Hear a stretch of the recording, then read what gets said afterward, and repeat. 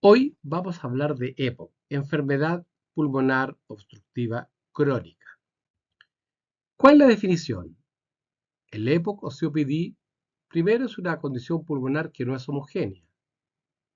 Hay como varios tipos de EPOC según la asociación de los diferentes síntomas y alteraciones.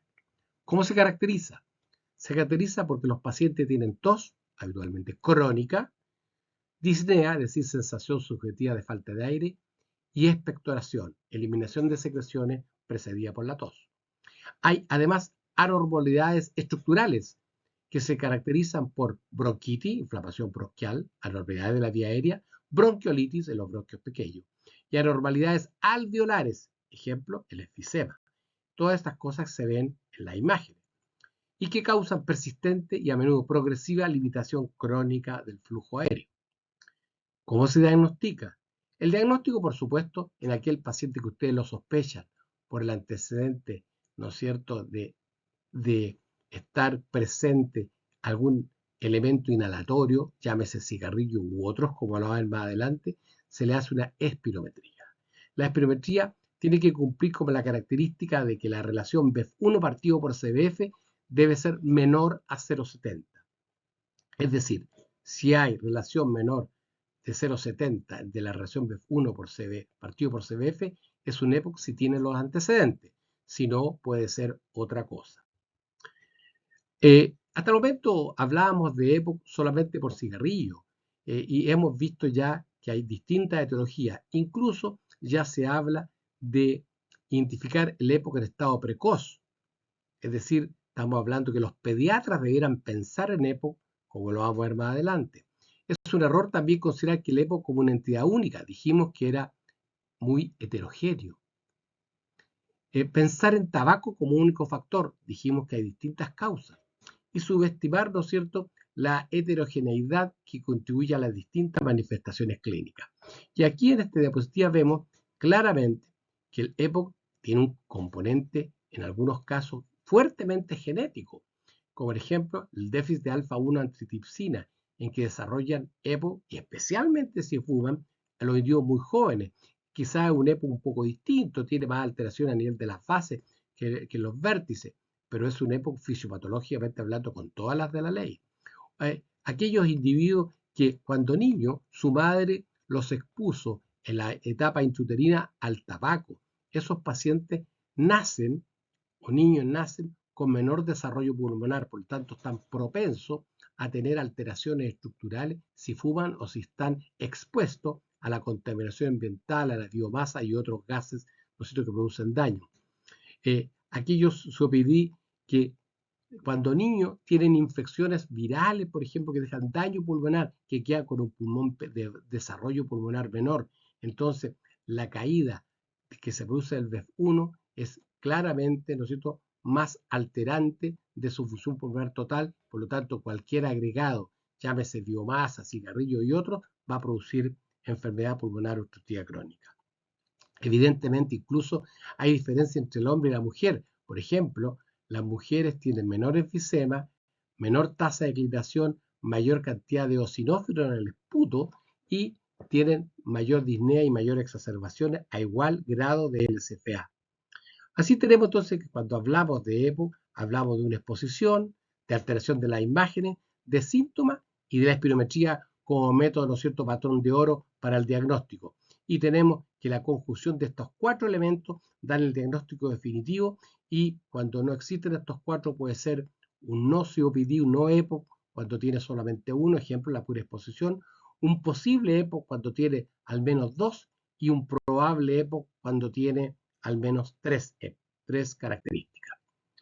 El EPOC, no olvidarse que es una enfermedad sistémica. ¿Qué significa eso? Significa que esta enfermedad se acompaña mucho más frecuente que otras enfermedades de otras alteraciones. Ejemplo cardiovascular, eh, el individuo que tiene un EPOC tiene más frecuentemente cardiopatía coronaria, insuficiencia cardíaca, tiene más frecuente depresión y ansiedad. Tanto así que cuando tratamos EPOC tenemos que tratar y pensar en estas alteraciones. No podemos circunscribirnos solamente a darle inhaladores o patología respiratoria tratable. Osteoporosis, anemia, tienen síndrome metabólico con mucha frecuencia, o por supuesto cáncer, síndrome, ¿no es cierto?, de apnea del sueño, alteración cognitiva y otras alteraciones estructurales. Tanto así que ustedes se recuerdan estas características semiológicas que nos enseñaban del EPOC esquelético y el EPOC gordito, ¿no es cierto? Son como dos fenotipos muy especiales. Así entonces tenemos que el EPOC puede tener frecuentes exacerbaciones, puede tener, ¿no es cierto?, alteración o intolerancia a la actividad física, al ejercicio, puede tener tos crónica, puede tener alteraciones radiológicas que las tiene con frecuencia, ya sea, ¿no es cierto?, más o menos enfisema, fenómenos bronquiolíticos, etc. Tiene frecuentemente inflamación sistémica. La PCR, por ejemplo, la proteína C reactiva, se ve con frecuencia elevada, que está significando que hay una inflamación de todo el organismo y no solamente del pulmón, que tiene algún antecedente de asma crónico. Los asmáticos crónicos pueden llegar a una limitación crónica al flujo aéreo muy similar a lo que se observa en el EPOC, o puede ser un asmático que ha fumado y con mayor frecuencia desarrollan EPOC. Pueden tener hipoxemia y insuficiencia respiratoria crónica, crisis de insuficiencia respiratoria aguda sobre crónica, evidentemente como hablamos las comorbilidades. ¿Cómo enfrentamos un EPOC? Primero, hacemos el diagnóstico, lo sospechamos, confirmamos con EPOC, clasificamos la gravedad mediante el VEF1, buscamos qué síntomas tiene, vemos el riesgo de exacerbación, cuántas exacerbaciones y qué tipo de exacerbación tiene, cuántas comorbilidades y otros síntomas que vamos a ir aprendiendo a lo largo de los pasos prácticos. Iniciamos el manejo. ¿Cómo? Nos definimos metas. ¿Qué vamos a tratar? Vamos a tratar, ¿no es cierto?, la disnea, vamos a tratar la exacerbación, vamos a tratar las comorbilidades. Y esencialmente hacemos un seguimiento a que el EPOC es estable, optimicemos las necesidades para no llegar al EPOC inestable en que tenemos que ir ajustando el tratamiento. Entonces tenemos espirometría, confirmamos el diagnóstico, VEF1 partido por CF menor de 0,70. Evaluamos la gravedad, grado 1, 2, 3 o 4 con el VEF1 como dice el gráfico de ahí.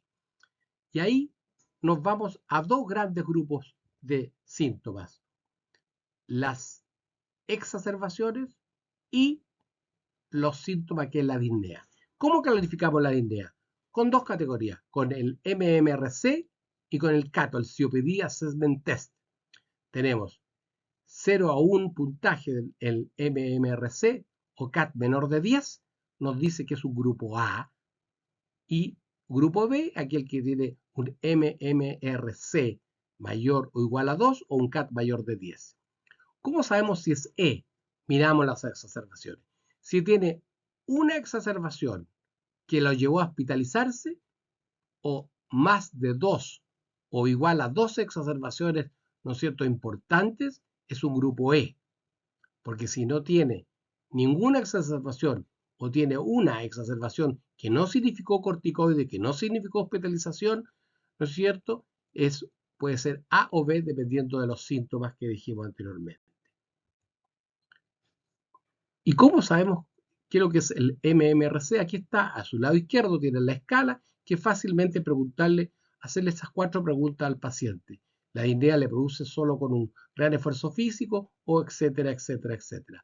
O en el CAT, que le pueden pasar un papel y el paciente en la consulta, mientras está esperando, ¿no es cierto?, va llenando con crucecita en qué grado está, cuánto tose, cuánto expectora, si le cuesta subir, caminar en ascenso o no, y ahí lo ven muy claramente.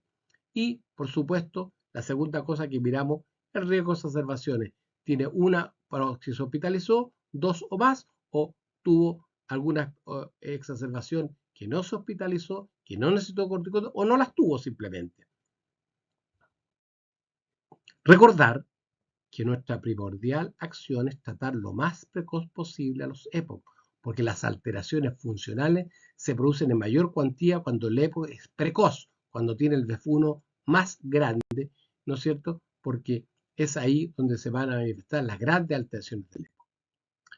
Dijimos que el EPOC tenía muchos síntomas, muchas alteraciones, ya sea funcionales, de comportamiento, alteraciones radiológicas, extrapulmonares, pero me quiero fijar en una cosa que hemos hablado, que es la exacerbación. ¿Por qué son importantes? Primero que nada, porque a mayor cantidad de exacerbaciones, el individuo tiene más posibilidades de morirse. Aquí ustedes ven que a medida que aumenta el tiempo en el cual el paciente tiene exacerbaciones o se hospitaliza, va a tener mayor mortalidad.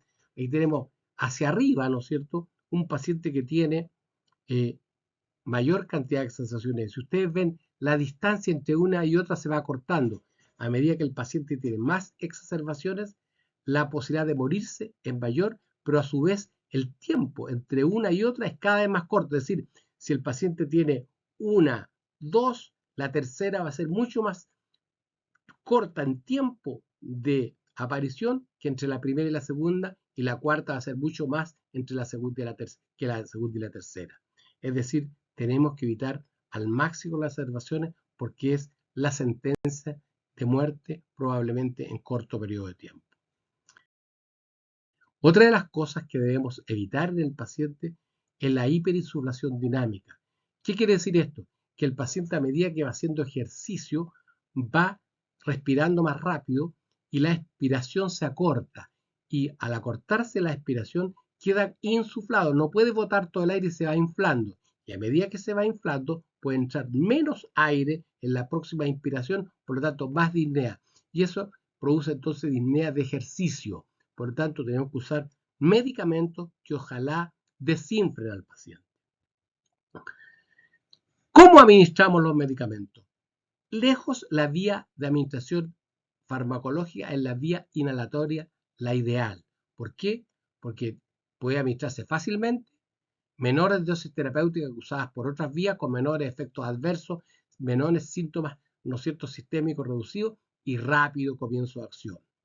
Por supuesto, vamos a necesitar un inhalador ideal. No hay un inhalador ideal. Hay un inhalador ideal para cada uno de los pacientes. Debemos ver cuánto es capaz de respirar, cómo es capaz de coordinar, cómo es capaz de entender, cómo es su adherencia. ¿Qué es lo que nos significa el tratamiento farmacológico del EPO? Mejorar los síntomas, aumentar la tolerancia al ejercicio. Ojalá reduzcamos el riesgo de exacerbaciones y por regresión de la enfermedad. Ojalá podamos disminuir la mortalidad. ¿Cómo hacemos esto? Todas estas cosas, focalizar el tratamiento de los rasgos tratables, componentes de la enfermedad ajustados individualmente. ¿Qué hacen entonces los bronquiodilatadores? ¿Mejoran la función pulmonar? Perfecto. ¿Mejoran los síntomas? Sí. ¿Mejoran la calidad de vida? Evidente. Un paciente que se ahoga menos, que tiene menores exacerbaciones, evidente. Los cuestionarios SAT-YOR y otros le significan un puntaje que significa que está viviendo mejor. Aumenta la calidad de vida, aumenta la tolerancia de ejercicio y disminuye las exacerbaciones. ¿Cuáles bronquiodilatadores conocemos? Los de acción corta, salbutamol, terbutalina y los antimuscarínicos y patropios. Estos inhaladores son solamente sintomáticos, no cumplen las características que enumeramos anteriormente. Se utilizan como rescate, se utilizan en aquellos pacientes poco sintomáticos, se utilizan como coayudantes de acción corta cuando el paciente, a pesar de utilizar los de acción larga o de ultra larga, siguen teniendo sintomatología. Y ahí tenemos, ¿no es cierto?, los de acción larga, salmeterol, formoterol, como los beta-agonistas, y antimuscarínicos, el tiotropio, el glicopirronium, el umiclidinium y aclidinium. Ustedes van a ver en su clase de farmacología después las diferentes características.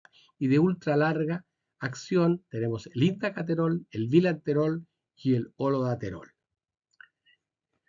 ¿Qué hacemos cuando tratamos el EPO? Tenemos que revisar seriamente nuestro diagnóstico cada vez que vemos al paciente. Debemos evaluar, como acabamos de ver, los síntomas de exacerbaciones, síntomas, las comorbilidades. Debemos ajustar el tratamiento cada vez que lo controlamos. ¿Necesita escalar? ¿Necesita desescalar? Le hemos dado muchos antibióticos, sacarle el antibiótico, le hemos dado corticoides. ¿Podemos sacar el corticoide? ¿Le estamos provocando efectos adversos? Por lo tanto, lo puse en signo interrogatorio porque se ha discutido mucho si en el EPOC hay o no desescalar. Muchos piensan que sí, que darle medicamentos que no le hacen efecto y que tienen efectos adversos, uno debiera irlos bajando. Siempre, en todo tratamiento de inhalatorio, en el asma, en el EPOC especialmente, la técnica inhalatoria hay que revisarla todas las consultas, porque el paciente, por muy entrenado que esté, va perdiendo la capacidad de hacerlo y se va olvidando. Adherencia. Mientras el inhalador se utiliza más veces, la capacidad de que el paciente siga haciéndolo como tal como se lo indicamos, se va disminuyendo. Por lo tanto, siempre es mejor un inhalador que se usa 1 o 2 veces a aquel que usa 4 o 6 veces o más veces. Manejo farmacológico. Nunca olvidarse que el EPOC necesita manejo no farmacológico. Dejar de fumar, la nutrición, el antidepresivo. Tratar las comorbilidades. ¿Cuáles rasgos vamos a tratar? Dijimos disnea, exacerbación. Un rasgo, un biomarcador son los eosinófilos, que tiene mucha importancia del EPOC. Se han buscado otros biomarcadores, no con mucha suerte, interleuquina y algunos parámetros inflamatorios, pero todavía no hay medicamento específico para tratar y no lo voy a tocar. El sexo también, si bien es cierto, las mujeres y los hombres tienen un EPOC un poquito diferente, todavía no hemos llegado a usar inhaladores diferentes para las mujeres o devices diferentes para las mujeres y hombres. Entonces, ¿cuál es el tratamiento inicial? En el grupo A, que dijimos sin exacerbación o una no hospitalizado, ¿no es cierto? Con pocos síntomas, un bronquidilatador. Y siempre, tal como les digo, un bronquidilatador de acción larga.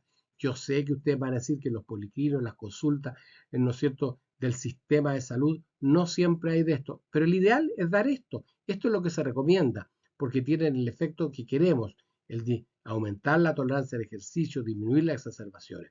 ¿Cuál? ¿Un beta o un broncodilatador antimuscarínico? Ahí ustedes verán cuál prefiere el paciente, si tiene mucha taquicardia, si tiene alteraciones prostáticas, aunque eso no se ha demostrado que sea realmente una condición que contraindica alguno de ellos. Grupo B, se empieza con LABA y se asocia rápidamente al LAMA si sigue con síntomas. LABA-LAMA. Siempre juntos. ¿Por qué? Porque 1 más 1 aquí no es 2, es 3. O sea, la acción sinérgica de ambos es mucho mejor. Es una excelente asociación. Y si tenemos el grupo E, el LABA-LAMA y agregamos esteroides en caso que los eosinófilos sean mayor de 300 y vamos a ver que incluso mayor de 200 si es que los síntomas persisten, especialmente las exacerbaciones. La pregunta es, ¿podemos retirar los corticoides? ¿Por qué voy con esto? Porque resulta que se ha visto que gran mayoría de los tratamientos que se hacen en los EPOC parten con corticoides desde el grupo A, y eso es incorrecto. El corticoide inhalatorio tiene sus efectos adversos y tiene su nicho en aquel sujeto que tiene exacerbaciones, que tiene eosinófilo alto, que tiene hiperreactividad bronquial tipo asmatiforme, no en todo. ¿Se puede retirar? Sí se puede retirar. ¿Cuándo se puede retirar? Cuando el paciente, ¿no es cierto?, no es eosinofílico, no tiene, ¿no es cierto?, gran cantidad de eosinófilos, es decir, mayor de 300, retíralo con toda confianza. Hay que balancear siempre el riesgo-beneficio de adicionar corticoides. ¿Por qué? Porque el adulto mayor tiene efectos adversos que aumenta con la edad. Algunas cosas que parecen poco importantes, la candidiasis, los hongos en la boca, incrementa las cataratas en un 25% por cada 1000 miligramos equivalente de meclometasona. Y fácilmente con un inhalador con corticoides podemos alcanzar si usamos los inhaladores clásicos.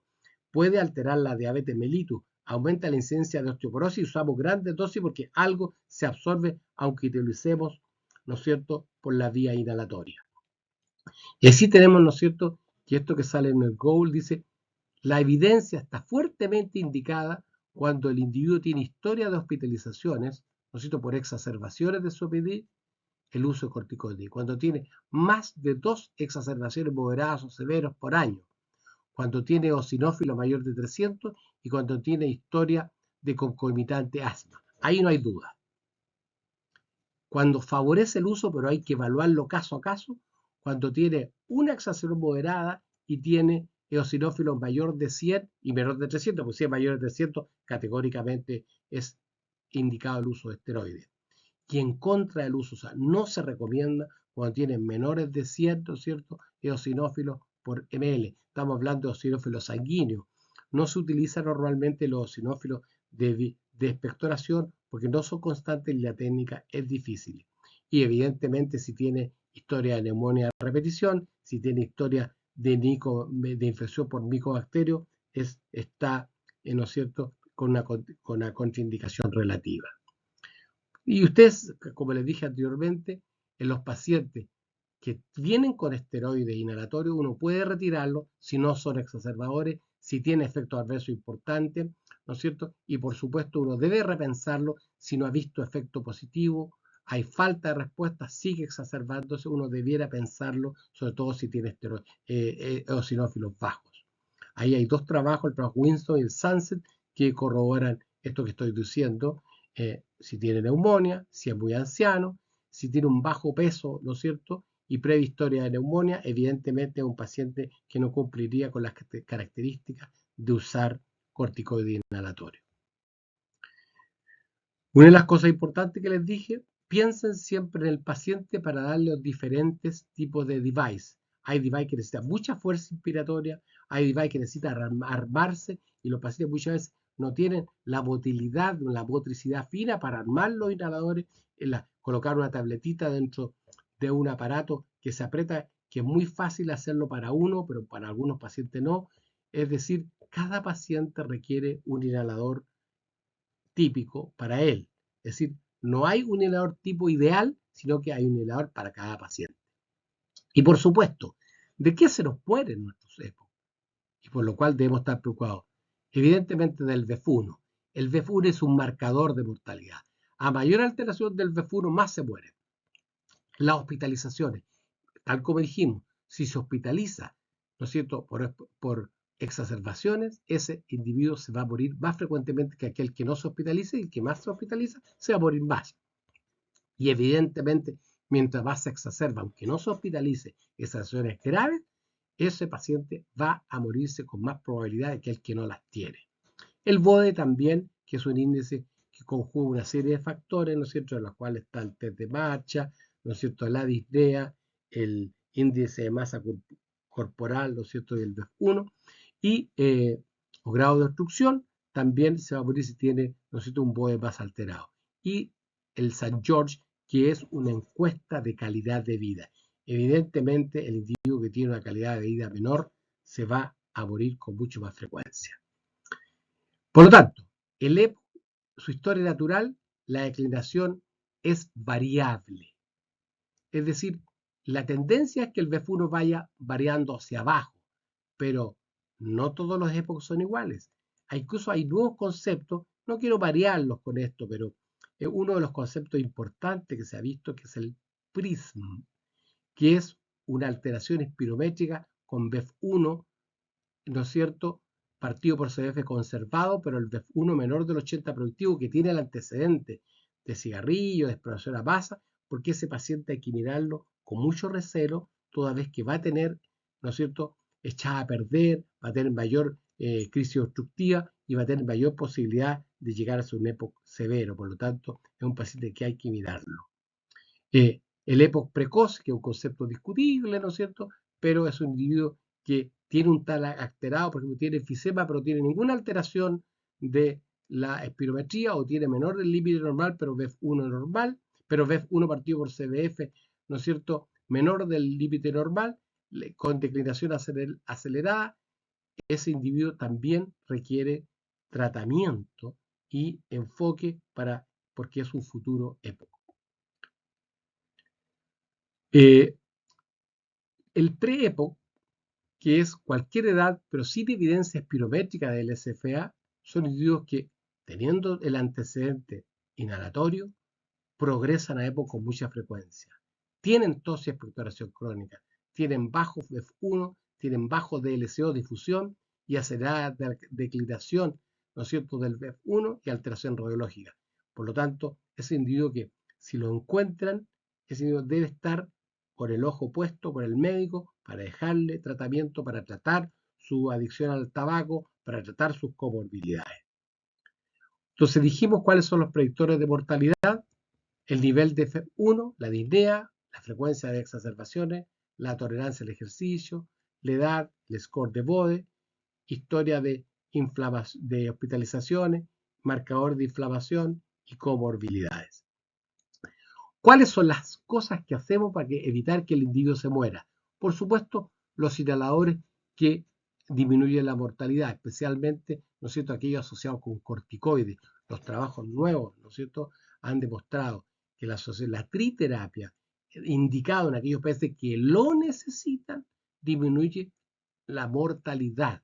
¿Por qué? Porque al disminuir las exacerbaciones, disminuir el fenómeno, ¿no es cierto?, que ocurre dentro del bronquio, disminuye la mortalidad. La cesación tabáquico, lejos disminuye la mortalidad. Cuando hay rehabilitación pulmonar, todo paciente que tiene un EPO necesita hacer más ejercicio. Ojalá lo rehabilitamos todo, pero no se puede. Pero por lo menos que hagan actividad física en la casa, en cualquier parte. Eso aumenta la calidad de vida, disminuye la depresión, disminuye la mortalidad. ¿No es cierto? La oxigenoterapia, cuando se requiere en la PO2 menor de 55, si tiene 55 y 60, si tiene poliglobulia y si tiene hipertensión pulmonar, disminuye la mortalidad. Algunas cirugías de volumen reducción pulmonar y la ventilación mecánica no invasiva en aquellos pacientes que tienen retención de CO2 importante, también disminuye la mortalidad. Es decir, el EPO hay que enfrentarlo con cada una de estas cosas. Por supuesto que podemos hacer un resumen. Si el individuo consulta por disnea, LABA o LAMA, ¿no es cierto? Y LAMA más esteroide, en caso que la disnea persista, si es que tiene, ¿no es cierto?, eosinófilo, pero siempre pensar, ¿estará usándolo bien? ¿Tendrá otra enfermedad? ¿Tendrá fibrosis pulmonar? ¿Tendrá un tromboembolismo? ¿Tendrá asma bronquial? Es decir, piensen siempre en que haya alguna enfermedad concomitante. Y las exacerbaciones, o sea, si uno consulta para exacerbaciones, partimos con LABA o LAMA, dependiendo, ¿no es cierto?, si es pocas exacerbaciones o muchas, y le agregamos esteroide en caso que tenga eosinófilos. Y ustedes ven que hay una flecha hacia arriba. Si es que sigue con exacerbaciones o no tiene eosinófilos, seguimos con la LAMA y podemos llegar al uso de medicamentos que tratan la bronquitis crónica, como ser los antibióticos, especialmente la acitromicina o macrólidos, y el roflumilast, que es, ¿no es cierto?, antifosfodiesterasa. Es decir, la LAMA, esteroide en el caso de eosinófilos, la LAMA y o esteroides en el caso de que sigan con exacerbaciones y se agrega gran fenómeno de SPUT. Podemos pensar en roflumilast si tiene un índice de masa corporal adecuado o agregar acitromicina, lo cual no puede ser tampoco de forma crónica porque tiene efectos adversos a nivel óptico o a nivel de alteraciones del QT y produce mayor incidencia de micobacteriosis atípica. Entonces, finalizando, cambiemos el paradigma de EPO. No es una enfermedad de gente mayor. Muchas cosas ya evidencian que es una enfermedad que puede empezar a nivel pediátrico, incluso a nivel anterior a la pediatría, que es la etapa, ¿no es cierto?, prenatal, no que fume la madre. Que hay terapias de reversibilidad, entre comillas. Hay terapias farmacológicas y no farmacológicas. No se olviden nunca que el cese del tabaco, que la rehabilitación, que la antidepresión, el tratamiento, ¿no es cierto?, nutricional, es un parámetro importante a realizar en un EPO. No olvidemos que siempre es spirometría temprana en todo paciente fumador y temprana rehabilitación. ¿Qué llamamos spirometría temprana? Cualquier paciente que nos diga que es fumador, hagámosle una espirometría, un examen barato, un examen fácil y que realmente tiene una interpretación que está muy estandarizada. Por lo tanto, eso sería lo que les podría hablar de EPO.